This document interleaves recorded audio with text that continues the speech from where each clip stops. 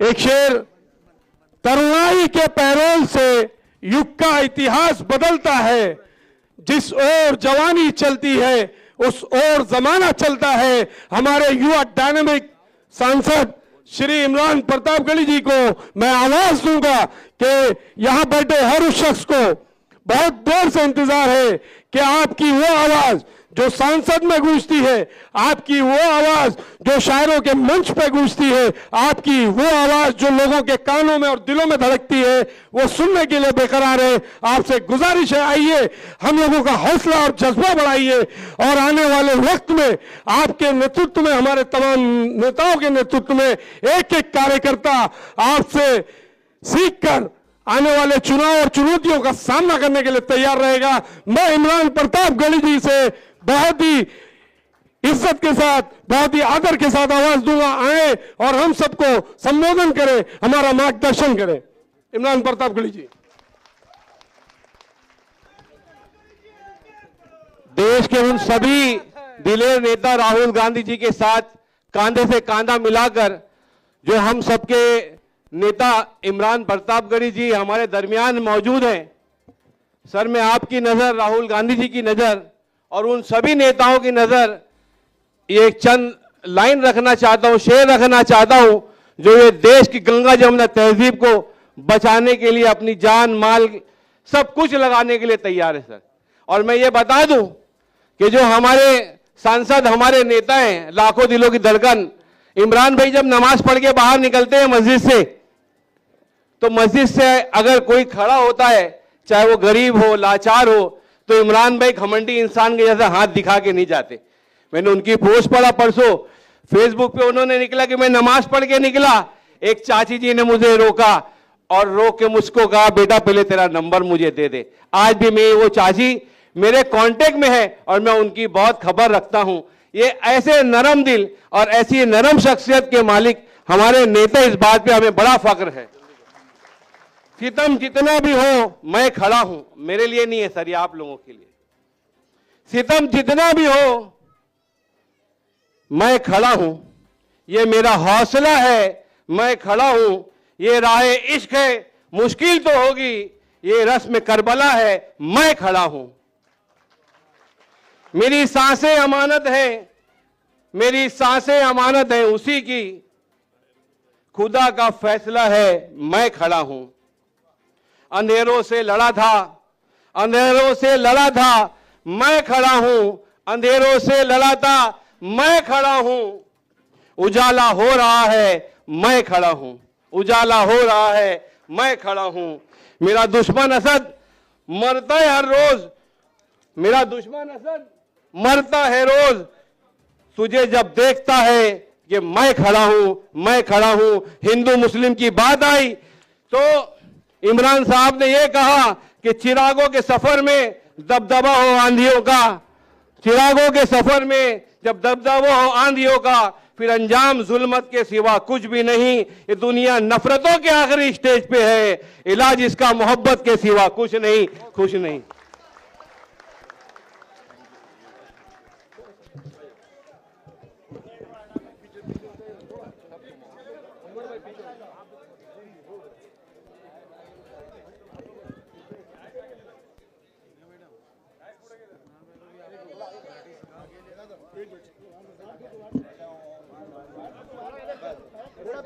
सब लोग हट जाओ, चलिए हटिए पीछे पीछे।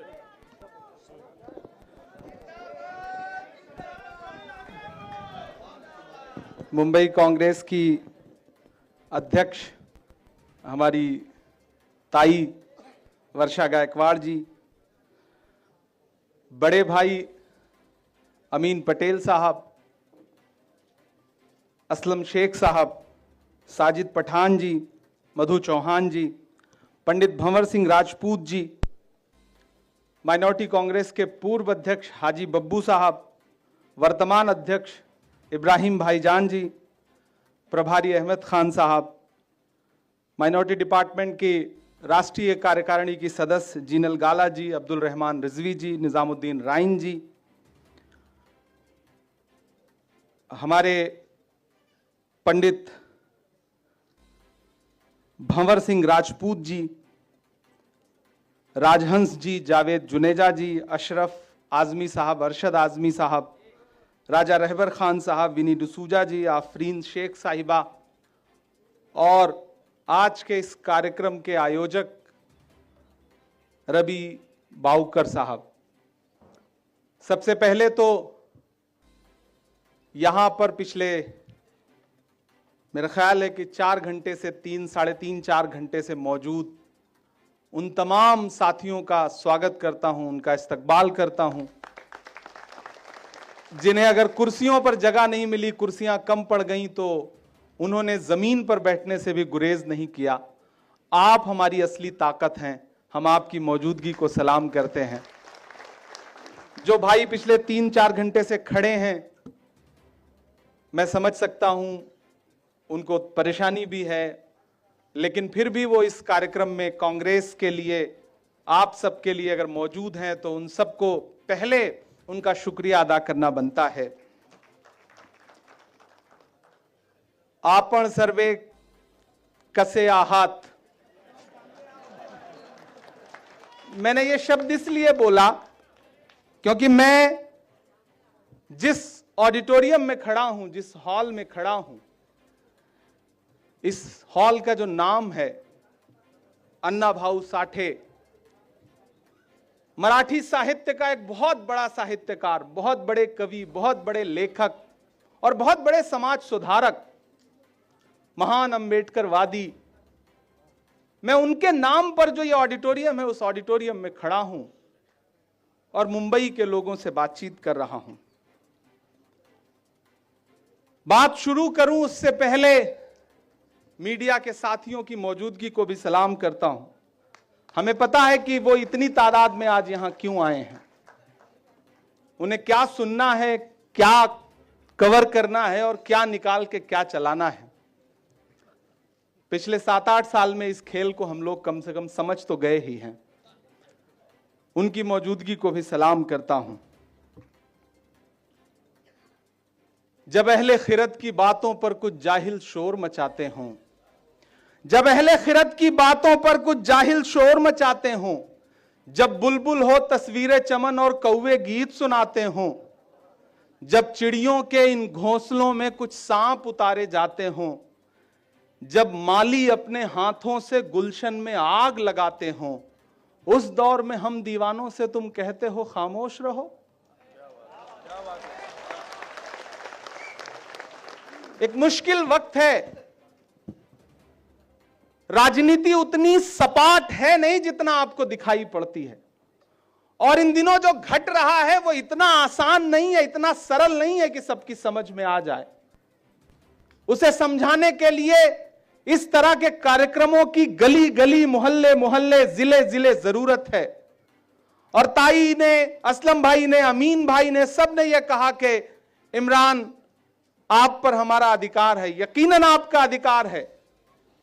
मैं अगर आज देश की संसद में खड़ा होकर के आपके मुद्दों पर बोल पा रहा हूं तो बिला गुरेज मैं यह बात कह सकता हूं कि उसमें सिर्फ और सिर्फ महाराष्ट्र के उन साथियों का योगदान है जो हमारे साथ खड़े हुए।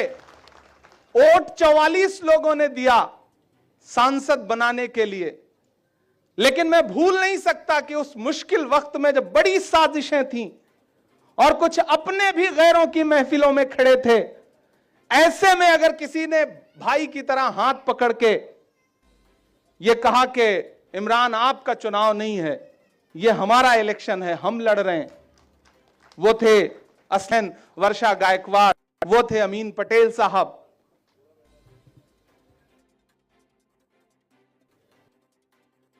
से ले सर्टिफिकेट, मुझे ऐसा इलेक्शन लड़ रहा हूं। एक मुश्किल वक्त है, हमें पता है। कुछ ऐसे छोटे कद के लोग, बौने लोग ऐसी बड़ी जगहों पर बैठ गए हैं कि उन्होंने आपा खो दिया है। उन्हें समझ में नहीं आ रहा है कि उन्हें बोलना क्या है, उन्हें कहना क्या है। अगर वो सुबह शाम में 5 बार आपका नाम ना लें तो मुझे लगता है उनका खाना ही नहीं हजम होगा। कुछ भी हो तो घुमा फिरा के आप पे ले आना है। और ये जो इन दिनों सियासत हो रही है ना, मैं इलाहाबाद विश्वविद्यालय का पढ़ा हूं, मेरा नाम इमरान है, मैं हिंदी साहित्य का विद्यार्थी रहा हूं, मैंने मीरा, सूर, कबीर और तुलसी को पढ़ा है, मैंने रामचरितमानस की चौपाइयां पाठ्यक्रम में पढ़ा है। मैं उस शहर से आया हूं जहां गंगा और जमुना 2 पवित्र नदियां मिलती हैं तो अदृश्य सरस्वती उपजती हैं।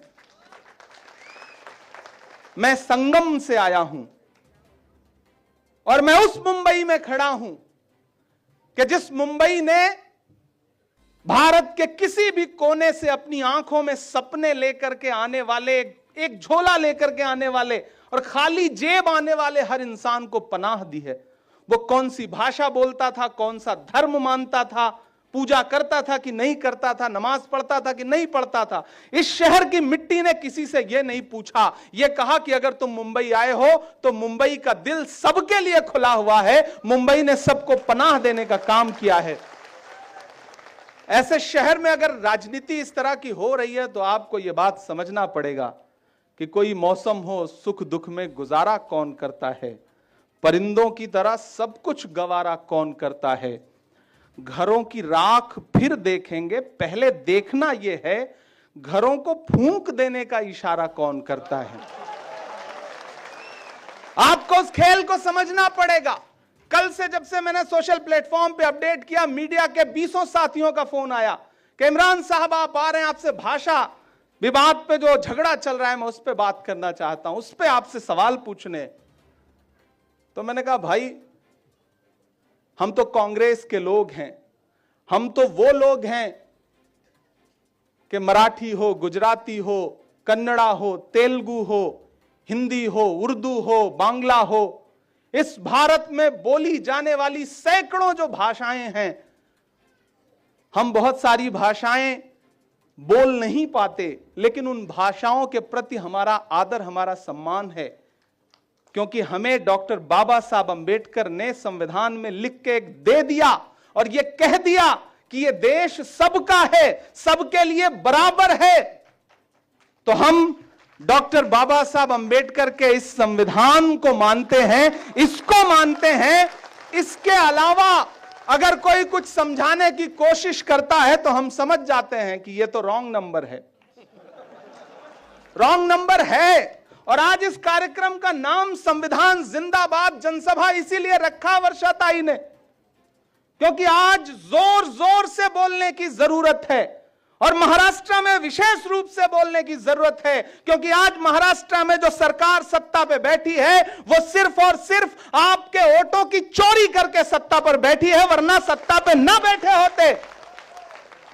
मैंने पूरे राज्य में चुनाव प्रचार किया है। उस दौरान मैं गली गली, कोने कोने, सुदूर अंचल, मराठवाड़ा से लेकर के, विदर्भा से लेकर के, मुंबई से लेकर के, कोई कोना नहीं बचा है पूरे महाराष्ट्र में जहां मैं चुनाव प्रचार में न गया हूं। मुझे झंडे नहीं दिखाई पड़ते थे, भाजपा के कार्यकर्ता नहीं दिखाई पड़ते थे, और बाद में परिणाम आया तो हम सब शॉक्ड थे कि यह कैसे हुआ। वो बाद में समझ में आया जब राहुल गांधी जी ने वोटर लिस्ट लेकर के चुनाव आयोग से कहा कि आप बताइए, आप जवाब दीजिए, तो इलेक्शन कमीशन के पास राहुल गांधी जी के पूछे गए सवालों का जवाब तक नहीं है।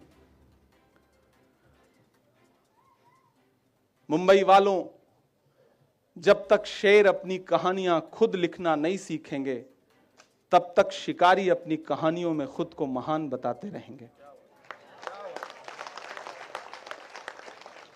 हम विधानसभा का चुनाव हार जरूर गए, लेकिन इसका यह मतलब नहीं कि हमने महात्मा गांधी से, डॉक्टर बाबा साहब अंबेडकर से, छत्रपति शिवाजी महाराज से, इंदिरा गांधी जी से, पंडित नेहरू से जो सीखा है उस विरासत को लेकर के घरों में बैठ जाएंगे। नहीं, हार तब होती है जब मान लिया जाता है, जीत तब होती है जब ठान लिया जाता है। कांग्रेस के साथियों, बिल्कुल डरिए मत। सिस्टम भले इनका चल रहा हो, सरकार भले इनकी चल रही हो, लेकिन बात देश की पार्लियामेंट में राहुल गांधी की मानी जाती है। यह जलवा है हमारे नेता का। भले ही मीडिया से वॉश आउट कर दें, स्क्रीन पर राहुल गांधी को ना दिखाएं, लेकिन मुझे पता है कि जिस इंसान को ये शहजादा कहते थे, राजकुमार कहते थे, वो इंसान जब एक सुबह कन्याकुमारी से एक टी शर्ट और एक ट्राउजर में निकला, 4000 किलोमीटर पैदल चलता हुआ कश्मीर पहुंचा, तो 10 लाख का सूट पहनने वाले, मोबाडो का चश्मा पहनने वाले, हुबलोट की घड़ी पहनने वाले नरेंद्र मोदी जी का नकाब उतर चुका था और राहुल गांधी के बारे में फैलाया गया झूठ बिखर चुका था। यह है हमारे नेता की ताकत। ऐसे ही कोई जननायक नहीं बन जाता। आज भी राहुल गांधी जी ने जब देश की पार्लियामेंट में कहा कि इसी सरकार से नरेंद्र मोदी जी के प्रधानमंत्री रहते रहते मैं जातिगत जनगणना करवा के दिखाऊंगा, तो सबने बड़ा मजाक उड़ाया था, मीडिया के साथियों ने भी मजाक उड़ाया था। लेकिन आपको याद होगा कि एक सुबह नरेंद्र मोदी जी को ऐलान करना पड़ा कि हम जातिगत जनगणना करवाने जा रहे हैं। यह है राहुल गांधी की ताकत। कैंची से चिरागों की लवें काटने वालों, कुदरत के करिश्मों से लड़ोगे तो मिटोगे। तुम फूल को चुटकी में मसल सकते हो, लेकिन खुशबू को बिखरने से नहीं रोक सकोगे। यह जो मोहब्बत की खुशबू है जो कांग्रेस में समाहित है, उसे एक बार फिर से लेके उठ खड़े होइए। आपके सामने आने वाले दिनों में एक इलेक्शन है। कोई इलेक्शन छोटा बड़ा नहीं होता। मेरे लिए लोकसभा का इलेक्शन भी उतना ही महत्वपूर्ण है, विधानसभा का इलेक्शन भी उतना ही महत्वपूर्ण है, और कॉरपोरेशन का इलेक्शन भी उतना ही महत्वपूर्ण है। ताई, मैं आपका छोटा भाई हूं। तब आप आमदार हुआ करती थी जब आपने मुझे वोट देके खासदार बनाया। मुझे दिल्ली जाके लगा कि अगर छोटा भाई उच्च सदन में बैठ रहा है तो फिर बड़ी बहन को भी यहीं आना पड़ेगा। और हम लोगों ने दुआ की, और देखिए मुंबई वालों, आप अपनी अध्यक्ष की ताकत समझिए। आप अपनी अध्यक्ष की ताकत समझिए कि एक इंसान जिसे भारतीय जनता पार्टी ने वर्षा गायकवाड़ के खिलाफ कैंडिडेट बनाया और उन्हें लग रहा था कि वो साम दाम दंड भेद करके चुनाव जीत जाएगा, लेकिन यह वर्षा गायकवाड़ का जमीन से जुड़ाव था, इनके पिता की विरासत थी, राहुल गांधी का नाम था, कांग्रेस की ताकत थी कि तमाम पैसा धन दौलत खर्चने के बाद भी वो इंसान इनसे चुनाव नहीं जीत सका। तो आप अंदाजा लगाइए कि आज जब प्रेसिडेंट ने नॉमिनेट किया राज्यसभा में, तो उस हारे हुए वर्षा गायकवाड़ से हारे हुए प्रत्याशी को नरेंद्र मोदी जी ने नॉमिनेट करवा करके राज्यसभा पहुंचाया। तो आप अपनी अध्यक्ष की ताकत को समझिए कि वर्षा गायकवाड़ किसे चुनाव हरा करके लोकसभा पहुंची हैं, और उसको संसद लाना नरेंद्र मोदी जी के लिए कितना महत्वपूर्ण था। क्योंकि मुझे लगता है कि इस देश में नरेंद्र मोदी जी को झूठ बोलने में कोई टक्कर दे सकता है तो वही दे सकते हैं। इसलिए आप सबसे कहना चाहता हूं साथियों कि ये बहुत आने वाला समय बहुत मुश्किल भी है, महत्वपूर्ण भी है। कई राज्यों में चुनाव हैं, लेकिन यहां जो बीएमसी का चुनाव है वो किसी राज्य के चुनाव से कम नहीं है। मुझे लगता है कि वो ज्यादा महत्वपूर्ण है। आप सारे लोगों को कमर कसना है। यहां मेरी माएं बहनें बैठी हैं, नौजवान साथी बैठे हैं, बुजुर्ग बैठे हैं, ऐसे तमाम सामने चेहरे बैठे हैं जिन्होंने पिछले 40 साल 50 साल कांग्रेस पार्टी के लिए अपना सब कुछ कुर्बान किया है। और कई ऐसे लोग बैठे हैं जिन्हें जिंदगी में राजनीतिक तौर पर शायद उसका बदला भी ना मिल सका हो, लेकिन यह कांग्रेस पार्टी की मोहब्बत है, यह संविधान के प्रति उनका सम्मान है कि उन्होंने पूरी जिंदगी कांग्रेस के लिए कुर्बान कर दी, उफ तक नहीं किया, कुछ मांगा तक नहीं। ऐसे लोग असल में कांग्रेस की ताकत हैं। ये जो लोग छोड़ के चले गए या छोड़ के जाएंगे, उनकी परवाह करना बंद करिए। कांटे गुल के साथ नहीं चल सकते हैं, बुज़दिल खुल के साथ नहीं चल सकते हैं। रास्ते में जो छोड़ गया उसे जाने दो, सब राहुल के साथ नहीं चल सकते हैं। ये बड़ी लड़ाई है। इस बड़ी लड़ाई में वही चलेगा जिसे फिक्र ना हो, परवाह ना हो, जिसकी आंखों में सपना हो। और वो सपना यह है कि आने वाले 2029 में कि लाल किले की प्राचीर पर 15 अगस्त को जो भाषण हो वो देने वाला राहुल गांधी हो। यह सपना लेकर के आंखों में चलना है। और अगर हम इस सपने को लेकर के चलेंगे तो आप यकीन जानिए, इस तरफ ये जो 4 तस्वीरें हैं, इसमें जो पहली तस्वीर है छत्रपति शिवाजी महाराज की, दूसरी तस्वीर है बाबा साहब अंबेडकर जी की, इंदिरा गांधी जी की, राजीव गांधी जी की। आप सिर्फ इन 4 तस्वीरों को देखिए, फिर इस संविधान की तरफ नजर दौड़ाइए तो आपको समझ में आएगा कि उस समय 1947 के बाद का जो भारत था, उस समय ऐसा संविधान बनाना और उसे लागू करवाना कितना बड़ा काम था। आज संविधान पर खतरा है, मानिए या ना मानिए, संविधान पर खतरा है। अगर खतरा ना होता तो भारतीय जनता पार्टी का 5 बार का सांसद अनंत हेगड़े अपने चुनावी सभाओं में यह न कहता कि हमें 400 सीटें दो, हमें संविधान बदलना है।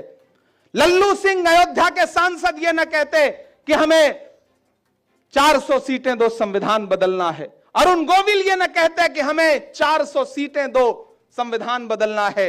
ये तो डॉक्टर बाबा साहब अंबेडकर के संविधान की ताकत है कि 400 पार का नारा लगाने वालों को आप सबने 240 पे ऐसे लाके पटका है कि 2 बैसाखियों पे खड़े हैं, एक नीतीश बाबू की, एक चंद्र बाबू की। एक बैसाखी छिटकी, मोदी जी की सांस अटकी। सही है कि नहीं है? मीडिया के साथी मुझसे कहते हैं, इमरान साहब आप कैसे कह रहे हैं कि खतरा है संविधान पे? मैंने कहा आप नरेंद्र मोदी जी की कार्यप्रणाली को जरा करीब से महसूस करिए। याद करिए मुंबई वालों और नेता साथियों के लिए भी कह रहा हूं, याद करिए 2014 का वो दिन जब पहली बार देश के प्रधानमंत्री बनकर नरेंद्र मोदी जी देश की संसद में पहुंचे थे। वो दिन याद करिए तो संसद में घुसने से पहले संसद की सीढ़ियों पर मत्था टेका था उन्होंने। याद है वो तस्वीर? संसद की सीढ़ियों पर मत्था टेका था। फिर 2024 आते आते वो संसद ही बदल दी। इस बार उन्होंने संविधान को मत्था टेका है तो खतरा तो बढ़ गया है। सतर्क रहिए, होशियार रहिए। हर दिन इस संविधान को, इस पवित्र किताब को बचाए जाने की जरूरत है। किससे? मौजूदा सरकार से, भाजपा से और राज्यों में मौजूद भाजपा सरकारों से। यह आज जो मीडिया के साथियों से पूछवाया जा रहा है कि भाषा के विवाद पर कांग्रेस का क्या कहना है, मैं मीडिया के साथियों से कहूंगा कि महाराष्ट्र के गृह मंत्री वर्षा गायकवाड़ नहीं है, महाराष्ट्र के मुख्यमंत्री असलम शेख और अमीन पटेल नहीं है। लॉ एंड ऑर्डर का मसला किसका है? जिम्मेदारी किसकी है? सवाल जाइए देवेंद्र फडणवीस से पूछिए। आप कांग्रेस के लोगों से सवाल मत पूछिए। हम तो कांग्रेस हैं, हमारे दिलों में तो सब समाहित हैं, हमारे लिए तो सब बराबर हैं। हम सबका सम्मान करते हैं। हमारे लिए हर भाषा, हर धर्म, हर जाति, हर मजहब समान है, क्योंकि भारत एक ऐसा देश है जहां अलग अलग रंग के गुलदस्ते हैं। लेकिन आप सारे लोगों को मायूस होने की जरूरत नहीं है। अभी आंखों की शम्में जल रही हैं, प्यार जिंदा है। अभी मायूस मत होना, अभी बीमार जिंदा है। हजारों जख्म खाकर भी मैं जालिम के मुकाबिल हूं। खुदा का शुक्र है अब तक दिले खुददार जिंदा है। और ये बुजदिल लोग हैं, इनसे डरने की जरूरत नहीं है। मैंने देश की संसद में सामने बैठ के देखा है, ये डरे हुए लोग हैं। इनके पास सत्ता की ताकत खत्म हो जाए तो ये नजर भी नहीं आएंगे कहीं है। चूंकि सत्ता पर बैठे हैं तो किसी के पीछे भी ईडी लगा दो, पुलिस लगा दो, सीबीआई लगा दो, जितनी एजेंसियां हैं लगा के डराने की कोशिश करो। लेकिन हम राहुल गांधी के सिपाही हैं, हम तो सवाल पूछेंगे। हम तो सवाल पूछेंगे कि धारावी को किसी एक उद्योगपति को क्यों बेच रहे हो, हम तो सवाल पूछेंगे कि मुंबई को क्यों बेच रहे हो। और यह सवाल हम अपने लिए नहीं पूछ रहे हैं, हम अपने आने वाली नस्लों के लिए पूछ रहे हैं।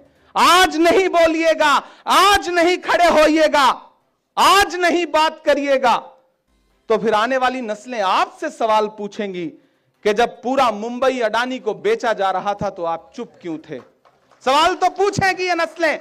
और जब जब आप सवाल पूछेंगे साथियों, याद रखिएगा, जब जब आप सवाल पूछेंगे तब तब ऐसे ऐसे लोग निकल के आएंगे जो होंगे 1.5-2 फुट के, लेकिन बातें करेंगे 200 फुट की। क्यों? ताकि आपका ध्यान भटक जाए। मैं तो उनसे कहना चाहता हूं कि आप मक्खी को नहीं समझा सकते हैं कि फूल कचरे से ज्यादा खूबसूरत होता है। समझाए जाने की जरूरत है। साथियों, आपने बहुत भाषण सुना है पिछले कई घंटे से। ताई हम सारे लोग आज अहद करते हैं कि आज पहला कार्यक्रम शुरुआत साउथ मुंबई से हुई है, दक्षिण मुंबई से हुई है। ये जो शम्मा जली है, आज जब ये तस्वीर मुंबई में जाएगी तो नफरत की राजनीति करने वालों के मुंह पे यह तस्वीर तमाचे का काम करेगी, क्योंकि ये मोहब्बत से जुटाए गए लोग हैं, ये मोहब्बत में आए हुए लोग हैं, ये तिरंगे के सम्मान में आए हुए लोग हैं, ये भारत के संविधान के सम्मान में आए हुए लोग हैं। और जब तक ये लोग हैं तब तक आप समझ लीजिए कि उम्मीद जिंदा है, कांग्रेस जिंदा है। और जब तक कांग्रेस जिंदा है तब तक हम न तो मुंबई को लुटने देंगे, न संविधान को बदलने की किसी भी साजिश को कामयाब होने देंगे। अंत में आपसे बस इतना कहूंगा, आखिर में बस आपसे इतना कहूंगा कि मैं देश की पार्लियामेंट में हूं, पूरी दुनिया ने बड़ा प्यार दिया, मैं उत्तर प्रदेश में पैदा हुआ, लेकिन गर्व करता हूं कि महाराष्ट्र ने मुझे इस तरह अपनाया कि आज जब देश की संसद में खड़ा होकर बोलता हूं तो हर सूबे को लगता है कि ये हमारा बेटा है, हमारा भाई है। लेकिन आपका बेटा, आपका भाई कहीं भी जा करके नाम रोशन करे, रहेगा वो आपका ही बेटा, आपका ही भाई रहेगा। मैं आपका हूं, आपका पूरा हक है जहां जहां ले चलना होता ही। और आपसे तो राजनीति में आने से पहले मैंने आपको अपनी बड़ी बहन माना है, तो आप जब भी आवाज देंगी तब आपका ये छोटा भाई हाजिर मिलेगा। रवि भाई ने कहा कि खासदार फंड से इस यहां के लिए आप कुछ बजट दीजिए। बिल्कुल, मैं अमीन भाई से पहले भी कह चुका हूं कि जो भी मेरे पास छोटी सी धनराशि रहती है उसमें आपके हिस्से का जो भी है वो आप मुझे प्रोजेक्ट दीजिएगा, वो आप मुझे इशू बताइएगा। मैं पूरी कोशिश करूंगा, पूरी ईमानदारी से आपका हिस्सा। अच्छा, हाँ, वो भी सुना देंगे। आपका हुक्म बिना पूरा किए कैसे जा सकते हैं। बिल्कुल, अच्छा, हाँ, वो भी सुना दे। देखिए कितना, यही है मुंबई, समय पे कितना चीजों को याद दिलाते हैं। उन्हें समझ में आया कि ये भाषण खत्म करे उससे पहले इसे याद दिला दो ताकि वक्त छूट ना जाए। और जो समय का सही सदुपयोग करते हैं, दरअसल वही लोग अच्छे होते हैं। समय की ही कीमत है, वक्त की ही कीमत है। जो अखबार सुबह 5 रुपए का एक बिकता है, वो शाम होते होते 5 रुपए का 1 किलो बिकता है। तो समय की ही कीमत है। और उस समय को भाई ने मुझे याद दिलाया। मैं नज्म भी सुना दूंगा आखिर में। बस आपसे एक छोटी सी आपको कहानी सुनाता हूं कि महान बादशाह सिकंदर ने जब यूनान जीता ना, यूनान फतेह किया, तो जीत का जश्न मनाने के लिए शहर की सड़कों पर निकला। तो उसने देखा कि पूरा शहर उसके स्वागत में जश्न मना रहा है, जीत का जश्न मना रहा है। लेकिन एक फकीर है जो सड़क के किनारे बेखबर सो रहा है। सिकंदर अपने घोड़े से गुजर रहा था, उसको देखा तो उसे गुस्सा आ गया। अपने घोड़े से उतरा और उस सोते हुए फकीर के पास गया और गुस्से में उसे जोर की एक लात मारी और लात मार के कहा कि क्यों रे फकीर, मैंने शहर जीत लिया, यूनान जीत लिया, लोग जश्न मना रहे हैं और तू सो रहा है। उस फकीर ने उनींदी आंखों से सिकंदर को देखा और देख करके कहा कि शहर जीतना बादशाहों का काम है, लेकिन लात मारना गधे का काम है।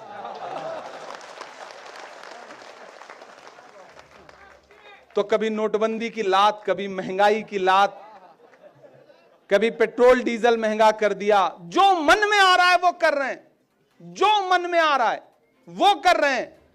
अब इस देश को एक इंकलाब की जरूरत है, और मुंबई की धरती, महाराष्ट्र की धरती क्रांति की धरती है, ये ज्योतिबा फुले जी की धरती है, ये संत नामदेव की, ज्ञानदेव जी की धरती है, सबसे बड़ी बात की है डॉक्टर बाबा साहब अंबेडकर की धरती है। यहां से उठी हुई आवाज पूरे देश की दशा और दिशा तय करती है।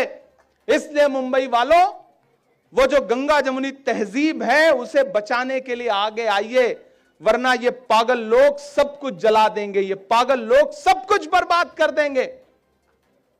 इसलिए मेरा आप सबसे अनुरोध है, और उन तमाम ताकतों से ये कह के भी जाता हूं कि जख्म पर जख्म खा के निकले हैं हाँ, मगर मुस्कुरा के निकले हैं। बीच में जब मैं मेंबर ऑफ पार्लियामेंट के बन के नया नया पहुंचा ना, तो नया नया जोश भी थोड़ा ज्यादा होता है, तो हम लोग ज्यादा हंगामा कर रहे थे हाउस में। एक दिन अडानी के मुद्दे पर हंगामा हो रहा था, हम लोग वेल में चले गए। हमारे उपराष्ट्रपति महोदय जो है, हमारे स्पीकर साहब थोड़ा सख्त आदमी है, उन्होंने एक साथ ढेर सारे सांसद सस्पेंड कर दिए। फिर पता चला कि उधर लोकसभा में भी एक साथ ढेर सारे सांसद सस्पेंड कर दिए गए। एक दिन में 146 सांसद सस्पेंड हुए दोनों सदनों में। ताई आप भी हुई रही होंगी ना? अच्छा, तब आप सांसद वहां, तब तक वहां नहीं पहुंची थी, यहां थी आप। यहां तो आप लोग होते ही रहते हैं। तो 146 सांसद सस्पेंड हुए। मैं बाहर निकला तो बाहर मीडिया के साथ ही खड़े थे, तो वो पूरी कार्रवाई देखते रहते हैं लाइव। तो उन्होंने कहा स्वाद आ गया, तंज करने वाला जो एक भाव होता है ना। तो हमने कहा बिल्कुल, आज अगर सस्पेंड ना हुए होते तो हमें लगता कि हमारा नाम बुजदिलों में लिखा जा रहा है, बहादुरों में नहीं लिखा जा रहा है। हम एक मुद्दे पे सस्पेंड होकर के आए हैं। तो बोले आप शायर हैं, शायरी की भाषा में बताइए। मैंने एक नज्म कही कि जख्म पर जख्म खा के निकले हैं हाँ, मगर मुस्कुरा के निकले हैं। जख्म पे जख्म खा के निकले हैं हाँ, मगर मुस्कुरा के निकले हैं। सर झुकाने का हुक्म जब आया, सर झुकाने का हुक्म जब आया, और भी सर उठा के निकले हैं, नारे हक लगा के निकले हैं। और आज यहां खड़ा होकर के एक कवि, एक साहित्यकार, पहले हूं बाद में राजनीतिक व्यक्ति हूं, तो जब मैं पंक्तियां पढ़ रहा हूं ये आने वाले दिनों में सच साबित होंगी। शुरू हो गई है वो बात कि हर सितम का जवाब आएगा, देखना इंकलाब आएगा। अगली जो दो पंक्तियां हैं उसे मुंबई से होते होते दिल्ली तक पहुंचाइएगा कि हर सितम का जवाब आएगा, देखना इंकलाब आएगा। अच्छे दिन का किए थे जो वादा, उनका दिन भी खराब आएगा, उनका दिन भी खराब आएगा। कि झूठ के हाकिमों के चेहरे पर आईना हम दिखा के निकले हैं, नारे हक लगा के निकले हैं। कि हम तो निकले हैं मुस्कुराते हुए। आप कांग्रेस के नेताओं से मिलिए, मोहब्बत की बात करेगा, हंसेगा, मुस्कुराएगा। उधर आप भाजपा के नेताओं के भाषण सुन लीजिए, चाहे वो कितने भी छोटे क्यों ना हो, अजीब सी तनाव में है, सिर्फ नफरत की बातें हैं।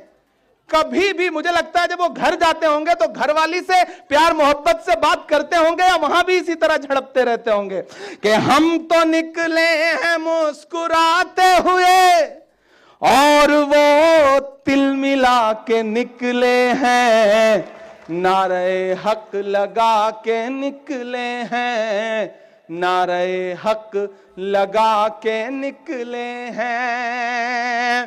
कांग्रेस के साथियों, एक बार फिर से एकजुट होइए, नई ऊर्जा, नई ताकत के साथ। यहां जो मंच पे साथी बैठे हैं, बहुत सारे ऐसे साथी हैं मैं जिन्हें नाम से पहचानता हूं, उनके चेहरे पहचानता हूं, लेकिन सबका नाम लेना संभव नहीं है।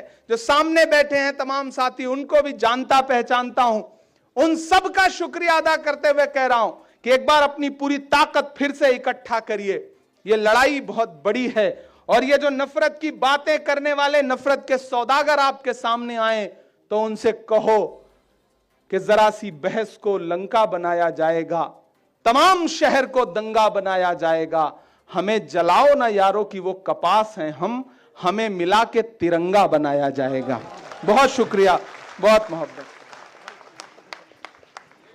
ABL 24 न्यूज, सच दिखेगा।